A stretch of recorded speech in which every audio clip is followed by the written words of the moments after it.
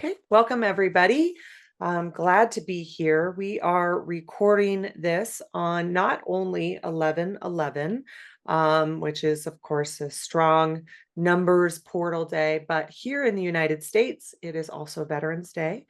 So we just want to extend our gratitude for all of the veterans that are out there. Lots of love to you and lots of thanks for you and your service to this country. I also know we had a couple of people here that said that it is Remembrance Day in in other countries as well, Canada, and I think you said Isle of Man. So I love that. And Remembrance Day is similar, very similar. So maybe slightly different, but very similar. So also just extending gratitude to those other countries as well. I also wanted to just say very quickly that next week, November 18th, is our free webinar, which is Reiki and Shamanism Introduction to Journey Techniques. So you can go to our website to read more about that. It's under the Reiki Lifestyle Academy tab. We've also sent out lots of emails about it, and we'll also have the link to register in the description here as well.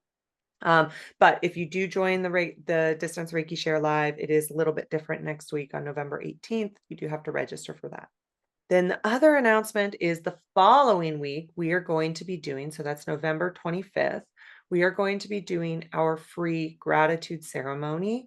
That is just like the normal Distance Reiki Share link. So you can come and join us. That is a beautiful ceremony. It's usually about 2 hours long. Colleen leads that mostly. And we'll talk more about that because in that we do have some things about how you can integrate it into your Thanksgiving, because that Thursday is Thanksgiving here in the United States, how you can integrate gratitude and bits of that ceremony easily into your Thanksgiving table, into your family. Even if your family's not into this stuff, like our family is very all belief systems. We have ways that you can easily do that. So it'll be at the same time, 9:30 a.m. Pacific time. Like I said, it usually goes a little bit longer than normal here, but really, and it's very casual. So you can come late, leave early.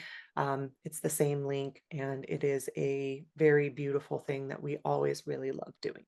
So that is November 25th. Okay.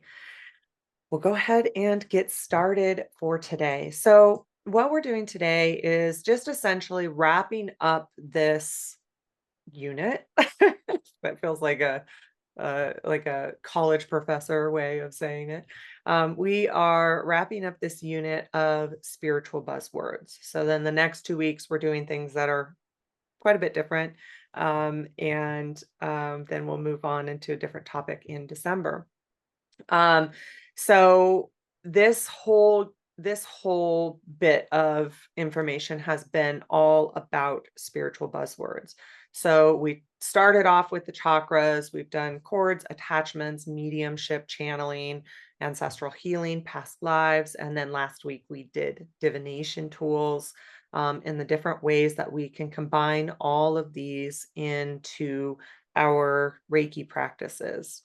So really today is just what we're going to be doing is we are going to be talking about how all of these work, but actually also that even just Reiki can do all of these tools or use all of these tools, help us with all of these kinds of things. I love to integrate these different practices into my Reiki practice, just because it's what I'm called to as a practitioner. I don't go into every single different spiritual element that's out there, because, well, first of all, that would be impossible, right? But also because I just go to what I gravitate towards, or maybe I learn about something and I think, oh, that's really fascinating. And I am called to it. And so I learn more about it, or I might take a class or a workshop or watch YouTube videos about it. So I do integrate other practices. We talk about astrology quite a bit within our different podcasts, within our different circles, just because that's something that really interests both Colleen and myself and Danny as well. And we've just seen a lot of benefit through our lives with that, and how it can help us in feeling settled, and maybe something when we times when we feel unsettled. We also, I am drawn to sacred geometry. I'm drawn to, I think human design is very interesting. So there's these different aspects that I didn't necessarily talk about over the last few weeks that that I just allow really Reiki to guide me. I allow my inner truth, my intuition to guide me. And that's really what this is all about.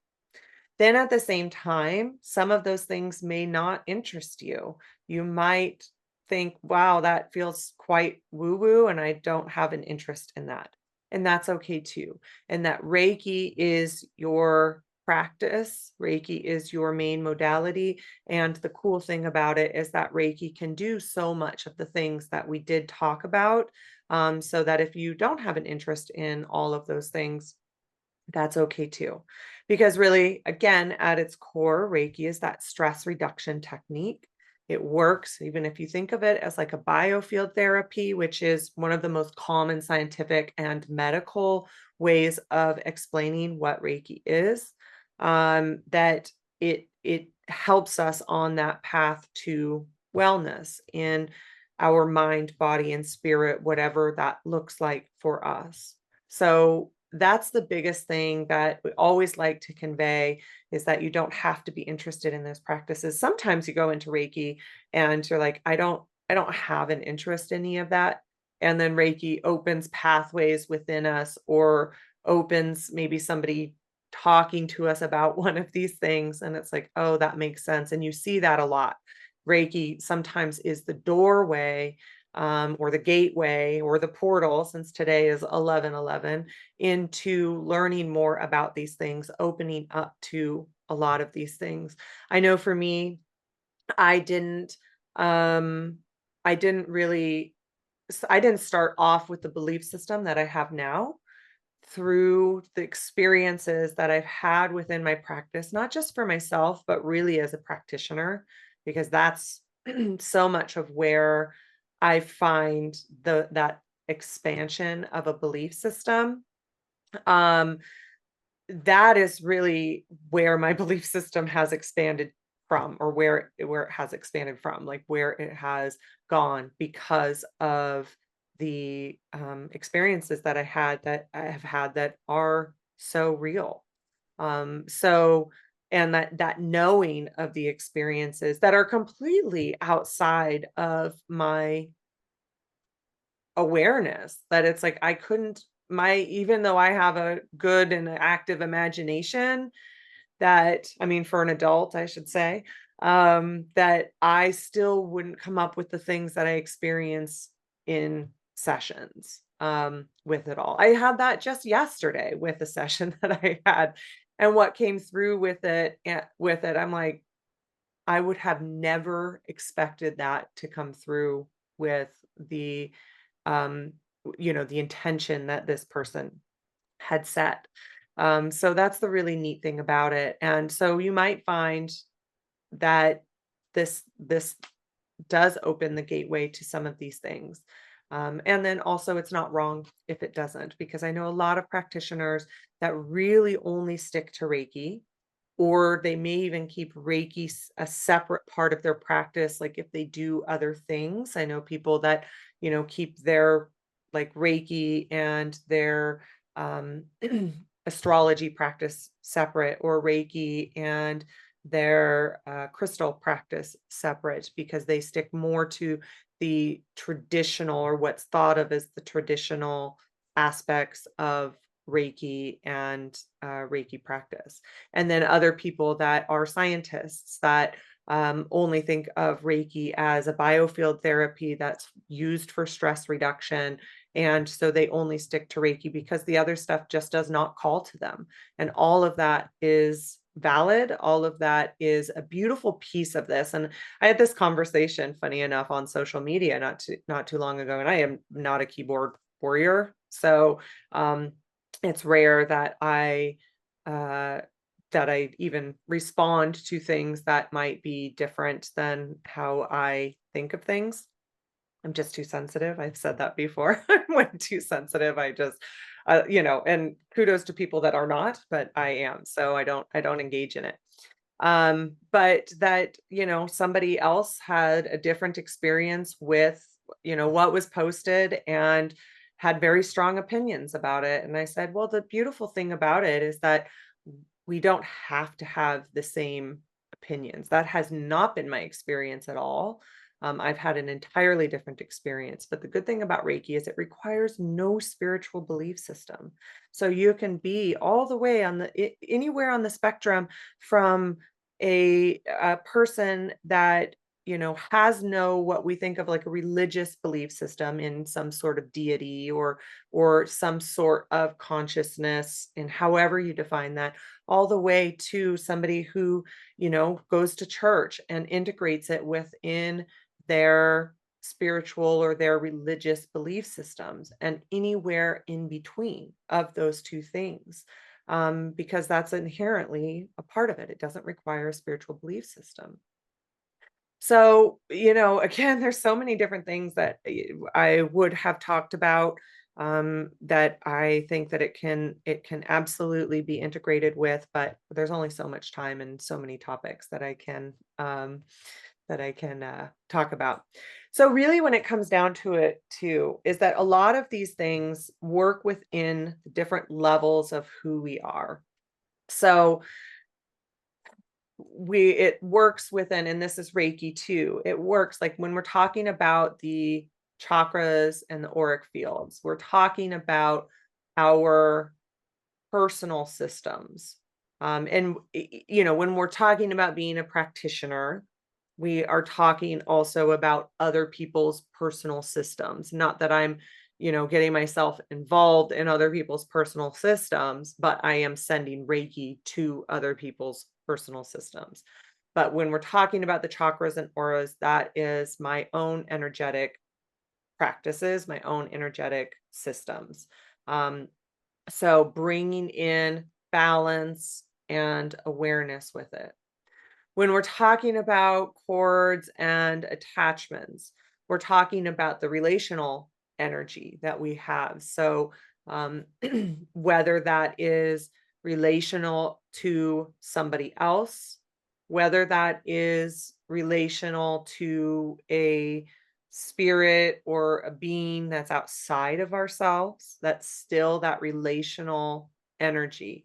Whether it's about a past life, even an event in a past life, a past version of ourselves, we might have a cord to something in our past lives or our ancestral history, because that was a part also of cords and attachments, although we talked about ancestral history too. That is still a relational in energy. And with those, what we can have Reiki help us do is we can help us have it offer us clearing, releasing those, because we get to have sovereignty within our body. We get to have sovereignty in our own energetic selves, our own soul, spirit, mind, body, spirit. So we get to have our boundaries, our spiritual boundaries within that. Also, Reiki energy helps us to clear those. What cords and attachments are not serving us? What might be draining our life force, with a cord and attachment? And so there's lots of ways to do all of this work. But Reiki also does all of this work. And that's the same thing with the chakras and auras, is that Reiki energy can help us to balance those in the ways, like if our energetic has our I, like I said before, I think of it kind of as a spiral. If that has stopped spinning. And that can be metaphorical or proverbial. There's a lot of different belief systems about how this all works. Or maybe our colors don't have the same level of brightness that we might not normally experience. Or maybe there's been a lot of damage to like our root chakra through trauma in this life, especially childhood trauma. Um, so there's all of these different things that can affect us. And I think that this is a part of the reason why Reiki energy, why we find our way to a more expanded version of ourselves, whatever that means to us. I know that there's a lot of uh, um, stuff around the word wellness now in spiritual circles and communities. I think of the idea of wellness, of bringing us back to peace, bringing us back to our contentment or joy or fulfillment, us acting in the way that of who we would hoped we would be. Um, and however we support that is different for all of us. So, many of us are also going to integrate things like diet and exercise and that kind of idea of wellness, self-care, that kind of idea of wellness. For some of us, it is about healing the things that keeps our nervous system at a heightened level, the cortisol, trying to help us to reduce the cortisol that's released into our body. And sometimes that is not about what we think of as wellness. Sometimes that's about helping ourselves heal trauma. Other times, if we come into Reiki, we find Reiki through like maybe we have an autoimmune or chronic illness or like an acute injury or illness, and that's how we find Reiki. um, that's about healing ourselves to get us back to equilibrium. So that's, I think, the thing about that word for me and how I think of it is that is what wellness means to me, outside of kind of how that word is used now. And that's not a judgment around using it that way. It's just, I think it's more all encompassing than just how it's only used in some spaces. Um, so there's a lot of things that Reiki does for us in these different things. And whether we want to experience the actual awareness of that or not, it still is doing a lot of this kind of work because it is reducing stress and bringing us into peace and in equilibrium and our own version of wellness. We have, when we talked about mediumship and psychic senses, um, that's our expanded perceptions. We talked about channeling in that week as well. And that's our expanded perception. I think so many of us can have experiences of weird things that happen. So, or a dream about a loved one that has passed. Um, Messages that can come through in different ways, even if we don't think of ourselves as, um, you know, open to those kinds of things. We can have different experiences in our life that seems outside of this material physical world. You can have maybe a sense at some point where I'm thinking of this time where I stalled at a green light, which I usually do at certain lights in my hometown. This one's on a highway, and I stalled at a green light because I was like, okay, I'm going to stop here. I'm going to wait.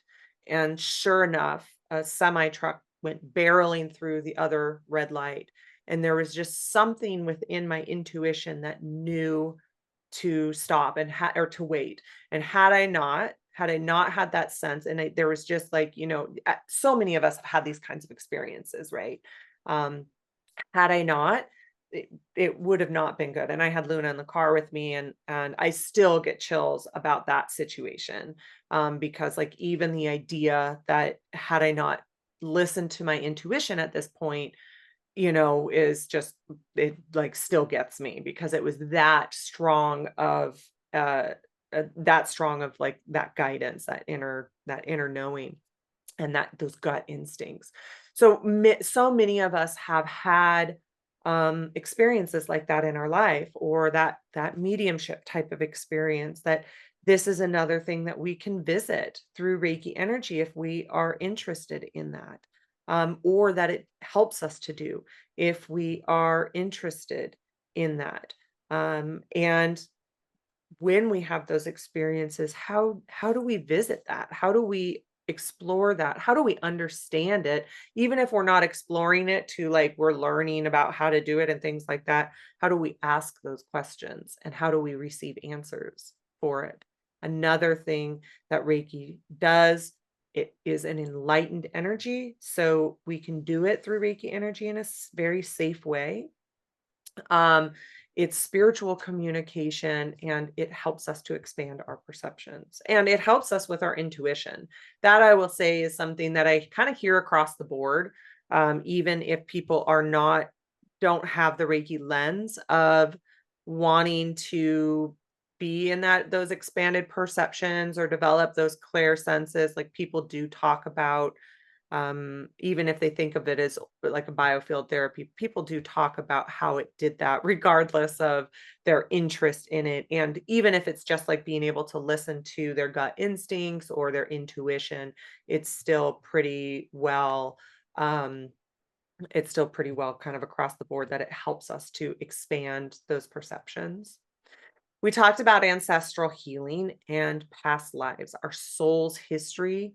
Um, It is one of those things that it helps us to heal generational trauma. That's something that we certainly have gotten to know more about, um, over the last however many years, and definitely has been a part of the spiritual spaces and has very much been able to see people who can define it, um, who can to help themselves to release, even I would say, the cords and connectors, to break free of generational or familial cycles that has been passed down. It's such a common thing in Reiki, also people in therapy, those things. I mean, all of this can be helpful to integrate within therapy as well. Um, past lives in spiritual spaces might be a little more prevalent than in other places, um, in other spaces, because it's more of a spiritual aspect. But we can revisit our timeline. We can visit our timeline through Reiki energy. In fact, I just had one of these sessions, within the last couple weeks, where somebody was like, "I'm really interested in past lives. I'd like to visit it and see what has come of my, what has occurred in my past lives."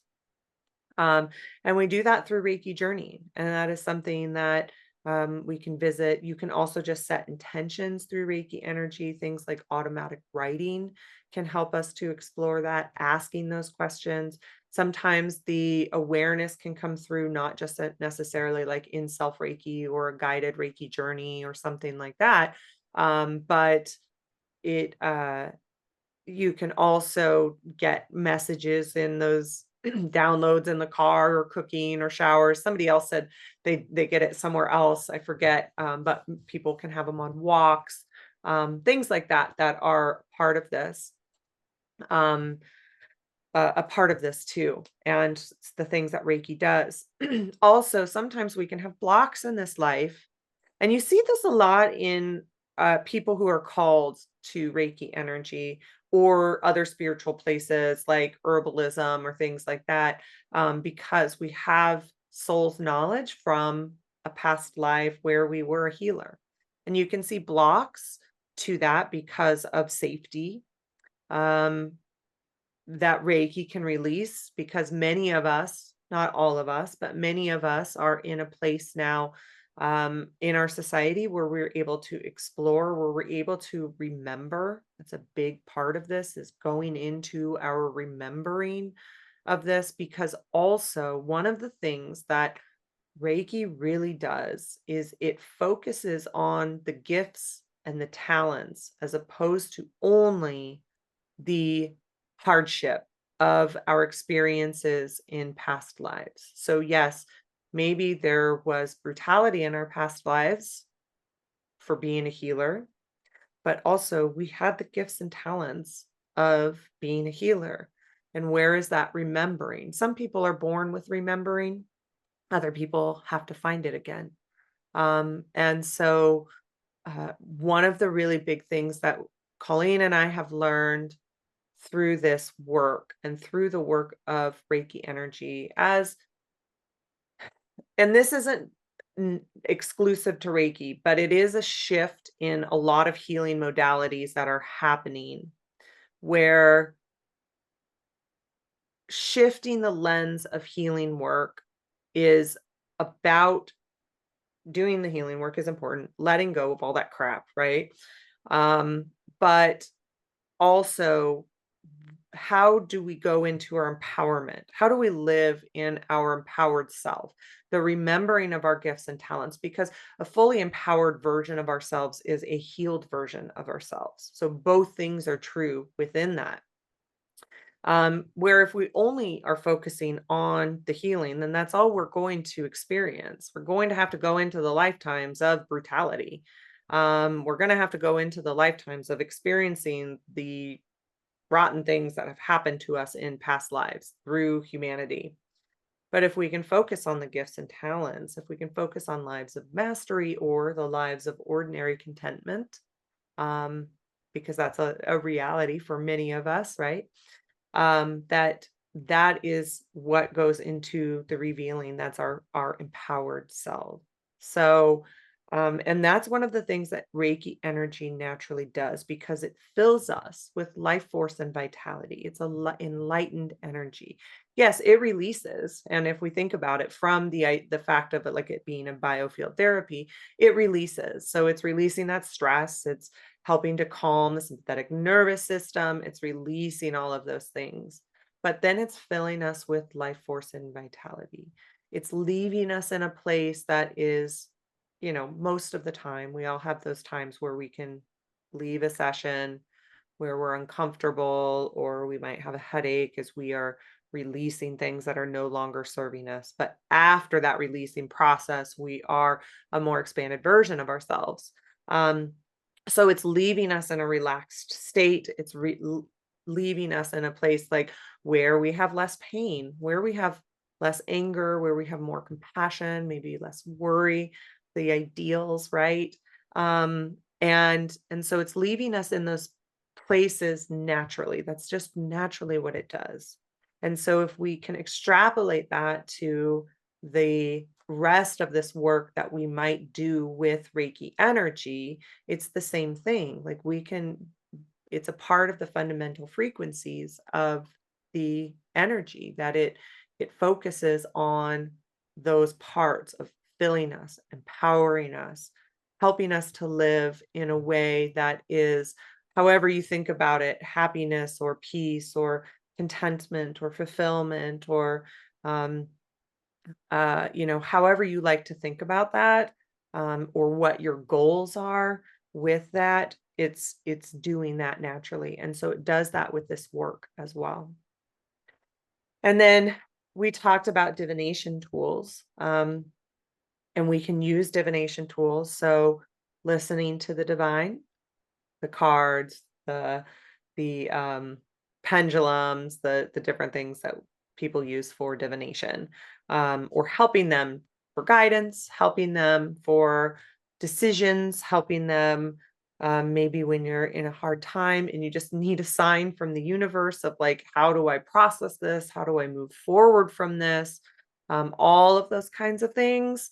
Um, And that was what we did last week. So that one's probably the freshest in the memory. But you also don't need to use those. As I talked about, you can ask Reiki energy to bring in the signs, bring in the guidance, bring in the clarity of your decisions, whether that's an everyday decision or whether that's a big life decision. And if you're in self Reiki and you don't receive the answer right in that moment, just know that you've put the intention out into the universe, and that intention, that guidance will come back to you in some way, shape, or form, however that looks. Sometimes it's through a sign outside of yourself. Sometimes that's again in those downloads when you might be doing everyday things that are taking your conscious mind into a menial task that allows your subconscious mind to open. um, so those are things that you can do.